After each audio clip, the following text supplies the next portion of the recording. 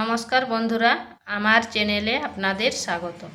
তো প্রতিদিনের মতো আজকেও একটা নতুন ধরনের ভিডিও নিয়ে এসেছি।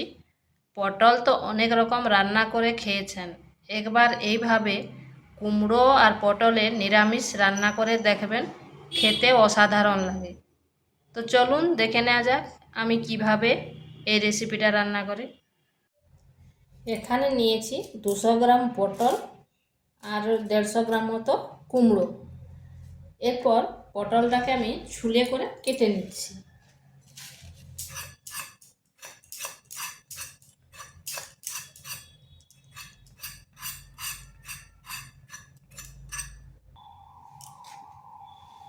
পটলটা ছুলা হয়ে গেছে, এরপর কেটে নেব।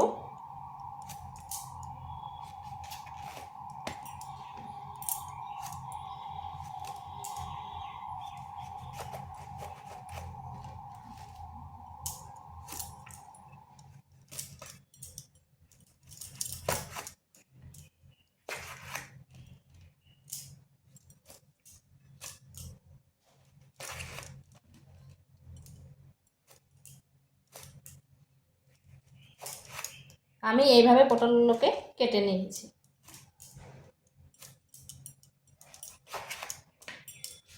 এরপর কুমড়োটাকেও কেটে নেব।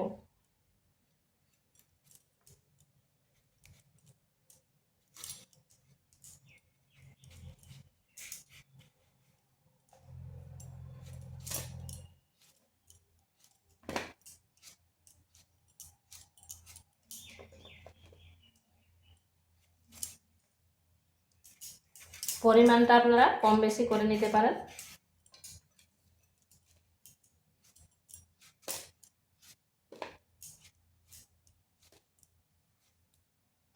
এরপর এগুলোকে ধুয়ে নিচ্ছি। পটল আর কুমড়োটাকে ভালো করে ধুয়ে নিয়েছি। কড়াইতে দিয়ে দিচ্ছি তেল। এরপর দিয়ে দেবো কেটে রাখা পটলগুলো।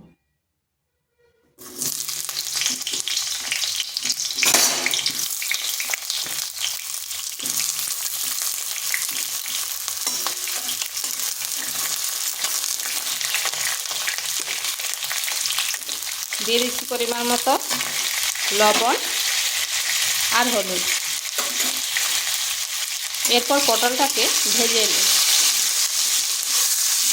যে কোনো রান্নাতে পটলটা আগে ভেজে নিলে এর টেস্টটা দুর্দান্ত হয়।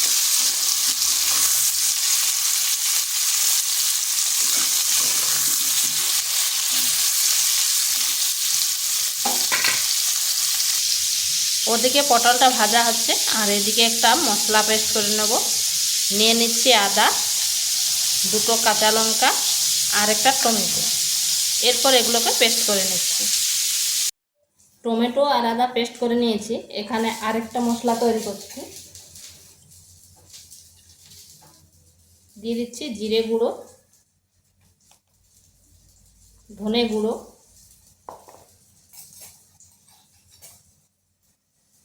হলুদ গুঁড়ো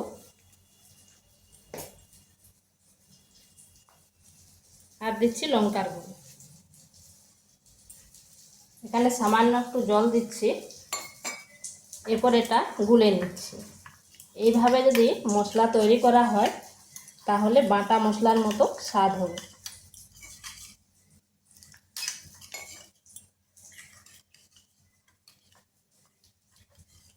এটা এইভাবে রেখে দিচ্ছি।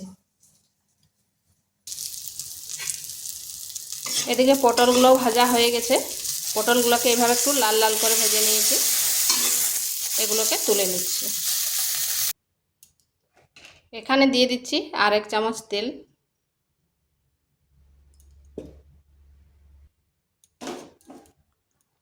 দিয়ে দিচ্ছি 2টো মিডিয়াম সাইজের আলু।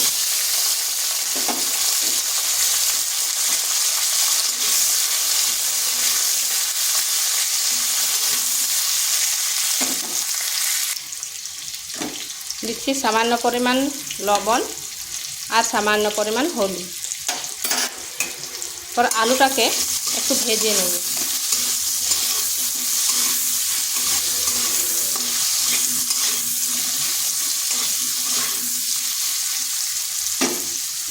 2 মিনিটের জন্য ঢাকা দিয়ে দিচ্ছি।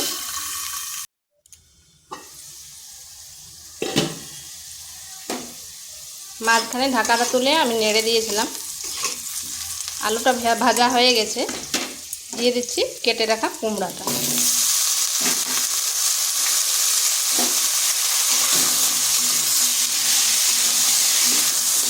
এবার কুমড়া আর আলু আর কিছুক্ষণ ভেজে নিচ্ছি। তো এখানে আর ঢাকা দেব না, কারণ কুমড়াটা তো তাড়াতাড়ি গলে যায়।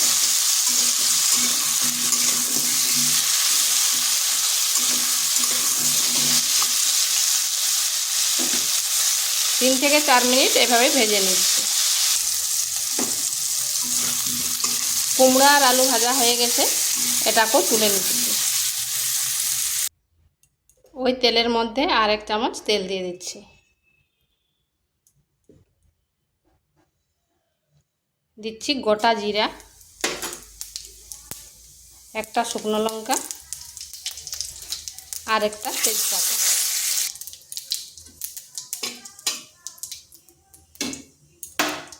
দিয়ে দিচ্ছি আদা টমেটোর পেস্ট।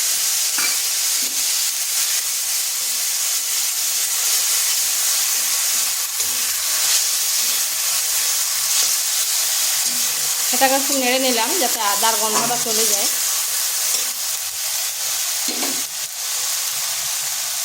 এরপর যে মশলাটা করে রেখেছিলাম সেই মশলাটা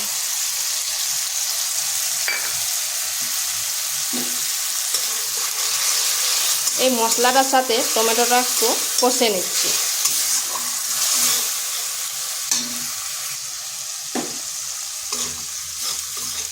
মশলাটা কষানো হয়ে গেছে,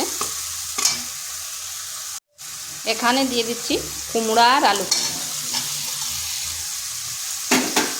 এবার কুমড়া আর আলু বেশ কিছুক্ষণ সময় ধরে কষে নিতে হবে।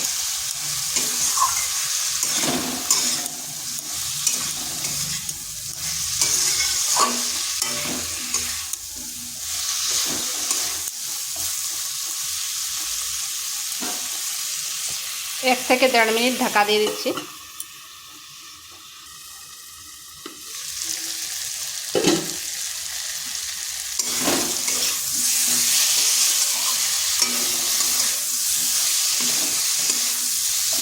এটা যত কষবেন তার স্বাদটা কিন্তু ততটাই বেড়ে যাবে।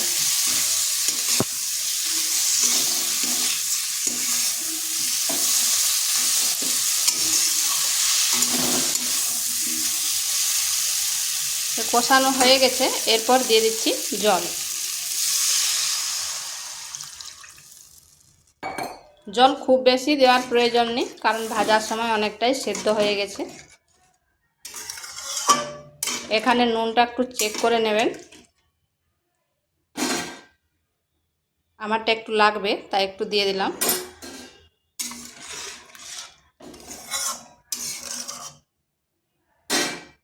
এটাকে ঢাকা দিয়ে 5 থেকে 6 মিনিট রেখে দিচ্ছি।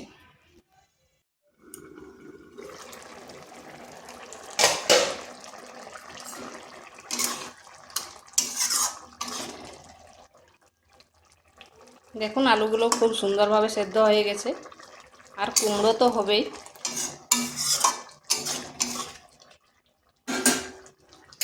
এরপর দিয়ে দিচ্ছি পটলগুলো।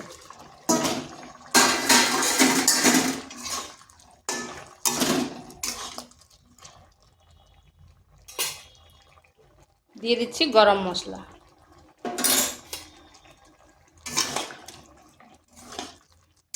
নিরামিষ রান্নায় আপনারা যদি চান একটু মিষ্টি মিষ্টি তাহলে একটু চিনি দিয়ে দিতে পারেন, কিন্তু আমি এখানে আর চিনি দেব না।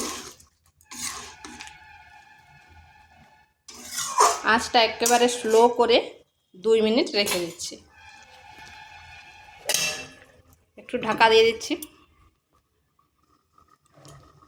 2 মিনিট পর ফিরে আসলাম। তাতে পটলটাও নরম হয়ে গেছে আর গরম মশলাটা তরকারির মধ্যে পুরোটাই হয়ে গেছে। আর দেখুন দেখতে কতটা লোভনীয় হয়েছে। যদি আপনারা ঝোল ঝোল রাখতে চান তাহলে আর একটু ঝোল রাখবেন, জলের পরিমাণটা একটু বাড়িয়ে দেবেন। আমি এটা মাখো মাখো করব। তো এইভাবে একবার কুমড়া আর পটল দিয়ে নিরামিষ রান্না করে দেখবেন, ভাত বা রুটির সাথে খেতে দারুণ লাগে। তো ভিডিওটা ভালো লাগলে লাইক, শেয়ার, কমেন্ট অবশ্যই করবেন। আর নিত্য নতুন রেসিপি পাওয়ার জন্য চ্যানেলটিকে সাবস্ক্রাইব করবেন। এটা হয়ে গেছে, এরপর নামিয়ে নিচ্ছি।